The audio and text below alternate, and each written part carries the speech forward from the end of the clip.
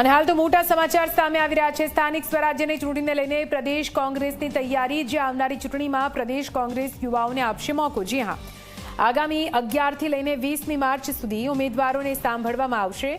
ચૂંટણીને લઈને પ્રદેશ કોંગ્રેસ પોતાના ઉમેદવારને સાંભળશે। પ્રદેશ પ્રમુખ અમિત ચાવડાએ ભાજપ પર કર્યા છે પ્રહાર। ભાજપ પર ભ્રષ્ટાચાર, ગેરરીતિના પ્રહાર સાથે જાહેરાત કરવામાં આવી। આવનારી ચૂંટણીમાં યુવાઓને તક આપવાની વાત કરવામાં આવી છે।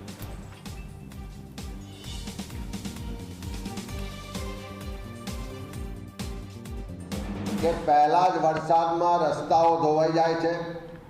હજુ તો પાણીની ટાંકીનું ટેસ્ટિંગ થતું હોય ત્યારે પાણીની ટાંકી તૂટી પડે છે અને પ્રજાના જે પરસેવાના ટેક્સના પૈસા છે એની ઉઘાડી લૂંટ આ સ્થાનિક સ્વરાજની સંસ્થાઓમાં ભારતીય જનતા પાર્ટીના શાસકો કરી રહ્યા છે।